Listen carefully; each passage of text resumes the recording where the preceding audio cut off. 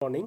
आज के इस वीडियो लेक्चर में हम एंडोप्लाज्मिक रेटिकुलम यानी कि अंतःप्रद्रव्य जालिका के बारे में जानकारी प्राप्त करेंगे। ये बीएससी पार्ट प्रथम की पेपर सेकंड का टॉपिक है। तो हम देखते हैं कि एंडोप्लाज्मिक रेटिकुलम यह यूकैरियोटिक कोशिकाओं के अंदर पाए जाने वाला एक ट्यूबुलर स्ट्रक्चर है, यानी कि नलिका से बनी हुई एक नलिका स्ट्रक्चर है, जिसके अंदर बहुत सारी जो मेम्ब्रेन है वो एक मेम्ब्रेन सिस्टम के रूप में पाई जाती है और इसकी स्थिति न्यूक्लियस के समीप होती है। और इसका मुख्य कार्य कोशिका को ट्रांसपोर्ट, कोशिका के साइटोप्लाज्म के अंदर जो ट्रांसपोर्ट हो रहा है उसका मेन फंक्शन इसके द्वारा किया जाता है। देखते हैं कि ये एंडोप्लाज्मिक रेटिकुलम सभी यूकैरियोटिक कोशिकाओं के अंदर पाई जाती है। प्रोकैरियोटिक कोशिका बैक्टीरिया के अंदर ये अनुपस्थित होती है।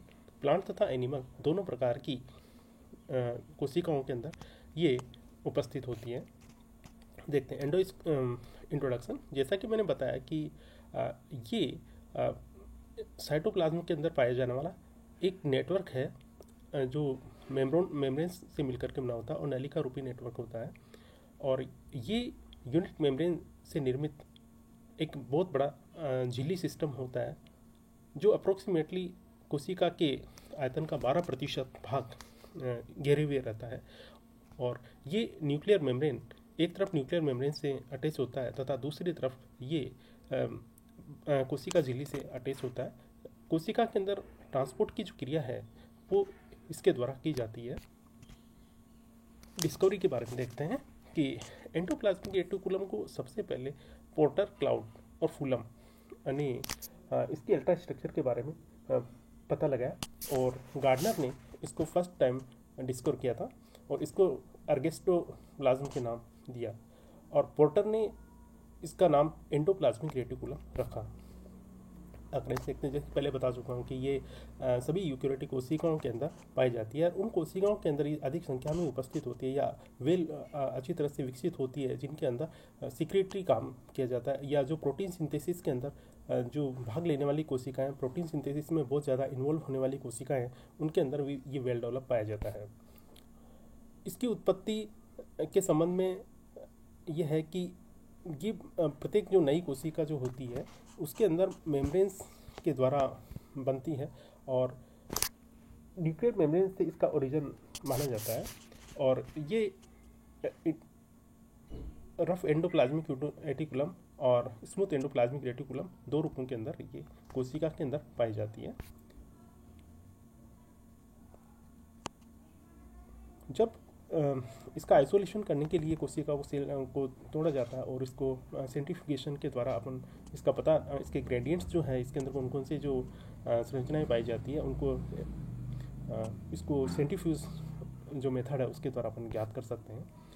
इसको आइसोलेट करने के लिए सबसे पहले कोई जो सेल है उसको अपन डिसरप्ट कर देते हैं। डिसरप्ट मतलब इसको तोड़ देते हैं। उसके बाद में जो कंटेंट्स बचते हैं उन कंटेंट्स को एक टेस्ट ट्यूब में लेकर के और इसको सेलाइन के साथ में इसका सेंट्रीफ्यूज किया जाता है। तो इसके अंदर जो कंटेंट्स है वो इस तरह से सेंट्रीफ्यूगेशन मेथड को ये डायग्राम बता रहा है, जिससे कि अपन इसको स्टडी करते हैं। एंडोप्लाज्मिक रेटिकुलम की जो मेम्ब्रेन जो थिकनेस है वो 50 से 60 एंगस्ट्रॉम थिक होती है और इसमें जो न्यूक्लियर पोर्स के थ्रू आउटर मेम्ब्रेन से जुड़ी होती है और ये इनर जो न्यूक्लियर मेम्ब्रेन है उससे एक साइड में जुड़ी होती है। इसकी अल्ट्रा संरचना में 3 प्रकार के जो कंपोनेंट्स हैं वो पाए जाते हैं: सिस्टर्नी, ट्यूबुल्स तथा वेसिकल। सिस्टर्नी चपटी तथा अनब्रांच्ड संरचनाएं होती है जो न्यूक्लियस के समीप या केंद्रक के समीप पाई जाती है, जो एक दूसरे के पैरेलल अरेंज होती है, एक दूसरे के समानांतर अरेंज होती है और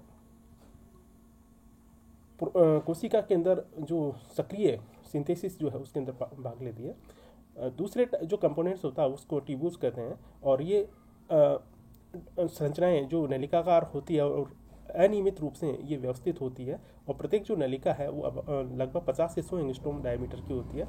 और इसके ऊपर जब राइबोसोम अनुपस्थित होते हैं तो इसको अपन स्मूथ एंडोप्लाज्मिक रेटिकुलम कहते हैं और ये ग्लाइकोजन मेटाबॉलिज्म के अंदर और लिपिड और इनके स्टोरेज के रूप में महत्वपूर्ण रोल प्ले करती है। वेसिकल्स ये गोलाकार या अंडाकार संरचनाएं होती है जो कि बिखरी हुई पाई जाती है, जिनका जो आयतन जो डायमीटर होता है 25 से 500 माइक्रोमीटर होता है। और ये जो है राइबोसोम्स इनके ऊपर पाए जाते हैं और ये प्रोटीन सिंथेसिस के अंदर इन्वॉल्व होती है।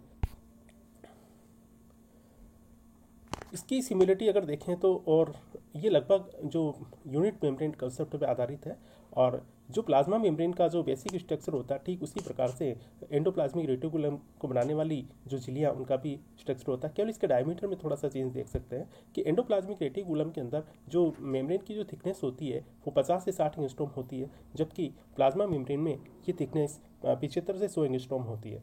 और इसमें जो कोलेस्ट्रॉल की जो मात्रा होती है एंडोप्लाज्मिक रेटिकुलम में कम होती है, जबकि प्लाज्मा मेम्ब्रेन के अंदर कोलेस्ट्रॉल की मात्रा अधिक होती है। और इसमें जो लिपिड की मात्रा है वो अधिक पाई जाती है, जबकि प्लाज्मा मेम्ब्रेन के अंदर लिपिड की मात्रा कम पाई जाती है। एंडोप्लाज्मिक रेटिकुलम में विभिन्न प्रकार के जो एंजाइम्स हैं वो पाए जाते हैं, यानी कि इनका सिंथेसिस प्रोटीन सिंथेसिस जो प्रोटीनिस जो एंजाइम है उनका सिंथेसिस एंडोप्लाज्मिक रेटिकुलम पे होता है और वो अपनी इनएक्टिव स्टेज के अंदर एंडोप्लाज्मिक रेटिकुलम के अंदर ही उपस्थित होते हैं। तो अपन देखते हैं कि कौन कौन से एंडोप्लाज्मिक रेटिकुलम के अंदर ये एंजाइम्स है वो उपस्थित है, जैसे cytochrome C reductase, glucose 6 phosphate, magnesium plus ions जो कि ATPase के साथ में रोल प्ले करते हैं, nucleotide phosphatases, uridine, glucosamine, inosine, UDP, GDP, IDP, synthesis of the phospholipid, glycolipids, plasmalogens, fatty acids and sterols. ये जो कंटेंट्स जो होते हैं प्लाज्मा में जो एंडोप्लाज्मिक रेटिकुलम है इसके अंदर उपस्थित होते हैं।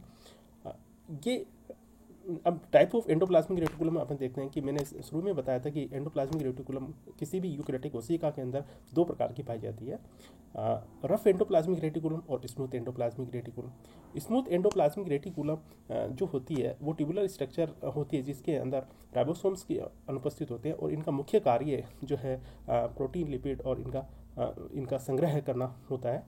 राइबोसोम की अनुपस्थिति के कारण ये प्रोटीन सिंथेसिस में रोल प्ले नहीं करती है, जबकि रफ एंडोप्लाज्मिक रेटिकुलम पर राइबोसोम्स उपस्थित होते हैं और ये प्रोटीन सिंथेसिस के लिए साइट प्रदान करती है। प्रोटीन सिंथेसिस होने के बाद राइबोसोम से जब प्रोटीन बन जाता है तो वो एंडोप्लाज्मिक रेटिकुलम की ल्यूमन के अंदर स्टोरेज रहता है। इसी प्रकार से एंडोप्लाज्मिक रेटिकुलम कुछ अन्य पदार्थों का भी स्टोरेज करती है, जैसे मैग्नीशियम +2 आयंस है, कैल्शियम आयंस है, इनका भी एंडोप्लाज्मिक रेटिकुलम में स्टोरेज देखा जाता है। स्मूथ एंडोप्लाज्मिक रेटिकुलम एक प्रकार का नेटवर्क होता है जो कि ट्यूब लाइक स्ट्रक्चर होती है और ये मेमेलियन कोशिकाएं जो लीवर की कोशिकाएं हैं या गोनेट्स की जो कोशिकाएं हैं जहाँ पर कि प्रोटीन सिंथेसिस का कार्य न होकर के स्टोरेज का काम किया जाता है उनके अंदर ये अधिक विकसित पाई जाती है। स्मूथ एंडोप्लाज्मिक रेटिकुलम का निर्माण ही जो है रफ एंडोप्लाज्मिक रेटिकुलम के द्वारा होता है। जब रफ एंडोप्लाज्मिक रेटिकुलम में से जो राइबोसोम्स को हटा दिया जाता है तो स्मूथ एंडोप्लाज्मिक रेटिकुलम चिकनी अंतःपरतल जालिका बन जाती है। इसकी जो मैन्युफैक्चरिंग है उसके अंदर अपन देखें कि इसमें लिपिड सिंथेसिस और डिस्ट्रीब्यूशन के विभिन्न प्रकार के जो हार्मोन्स हैं वो उपस्थित जो एंजाइम्स है वो पाए जाते हैं और ये स्टीरॉयड हार्मोन्स के सिंथेसिस में भी रोल प्ले करती है। Rough smooth endoplasmic reticulum gluconeogenesis से भी संबद्ध होती है जो कि एनिमल्स कोशिकाओं के अंदर अधिक उपस्थित होता है। ये जो है इस एंडोप्लाज्मिक रेटिकुलम के अंदर की जो मेम्ब्रेन जो स्ट्रक्चर है उसके बारे में ये डायग्राम है जहाँ पर कि विभिन्न प्रकार के जो पदार्थ है उनका सिंथेसिस स्टोरेज को दिखाया गया है। स्मूथ एंडोप्लाज्मिक रेटिकुलम के द्वारा जो विभिन्न प्रकार के टॉक्सिक एलिमेंट्स होते हैं या टॉक्सिक जो पदार्थ जो होते हैं सेल के अंदर आते हैं तो उनको डिटॉक्सिफिकेशन यानी का उनका निराविषीकरण का कार्य जो है वो स्मूथ एंडोप्लाज्मिक रेटिकुलम के द्वारा किया जाता है। इसमें साइटोक्रोम P45 फैमिलीज के जो एंजाइम्स हैं वो उपस्थित होते हैं। इसमें देखो सबसे इम्पोर्टेंट जो कार्य है वो जो वर्टिब्रेट्स के अंदर जो इस मसल कॉन्ट्रैक्शन का जो कार्य है वो स्मूथ एंडोप्लाज्मिक रेटिकुलम इसमें महत्वपूर्ण रोल प्ले करता है, क्योंकि इसके अंदर कैल्शियम प्लस आयंस है उनका रिलीज और स्टोरेज एंडोप्लाज्मिक रेटिकुलम में किया जाता है और मसल कॉन्ट्रैक्शन के अंदर कैल्शियम जो आयंस है वो एक इम्पोर्टेंट रोल प्ले करते हैं। तो इस प्रकार मसल कोशिकाओं में यानी कि पेशी कोशिकाओं के अंदर जो मसल कॉन्ट्रैक्शन के लिए रेस्पॉन्सिबल जो ऑर्गेनेलिज है वो स्मूथ एंडोप्लाज्मिक रेटिकुलम है, जिसको इन कोशिकाओं के अंदर सार्कोप्लाज्मिक रेटिकुलम कहा जाता है।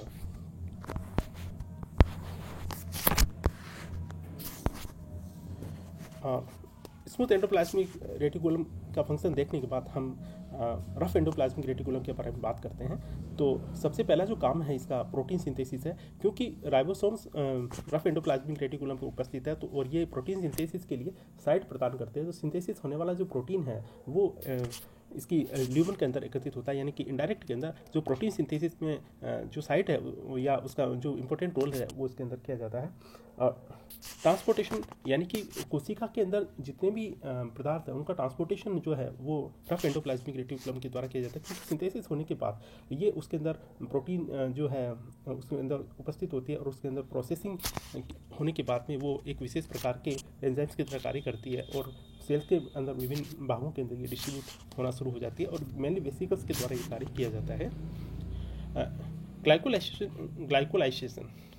ग्लाइकोसाइलेशन, जब किसी प्रोटीन के साथ में, किसी पॉलीपेप्टाइड चेन के साथ में कार्बोहाइड्रेट को ऐड किया जाता है तो इसको अपन ग्लाइकोसाइलेशन कहते हैं। और ये जो है वो एक विशेष प्रकार के एंजाइम्स के द्वारा किया जाता है जिसे ओलिगोसैकेराइड ट्रांसफरेज एंजाइम कहते हैं। डाइसल्फाइड जो बॉन्ड है उसका फॉर्मेशन भी इसमें रफ एंडोप्लाज्मिक रेटिकुलम के अंदर ही किया जाता है। डाइसल्फाइड बॉन्ड जैसे अपने जो इंसुलिन हार्मोन वगैरह उसमें डाइसल्फाइड बॉन्ड वगैरह पाए जाते हैं, तो उनका जो डाइसल्फाइड बॉन्ड का फॉर्मेशन है वो रफ एंडोप्लाज्मिक रेटिकुलम के अंदर किया जाता है। जैसे कि ये विभिन्न प्रकार के जो प्रोटीन्स है वो सिंथेसिस होने के बाद उनकी किस तरीके से पैकेजिंग होती है, तो वो इस डायग्राम के अंदर बताएगा। ऊपर देखते हैं कि ये राइबोसोम है।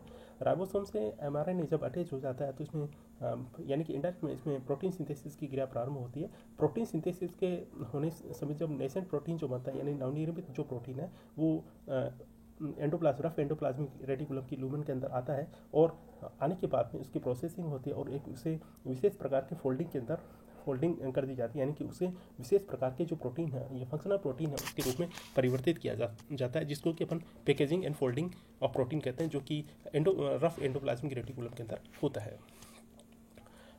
डिसलोकेशन या विभिन्न प्रकार के जो पदार्थ हैं उनको हटाने का काम भी इसके द्वारा किया जाता है।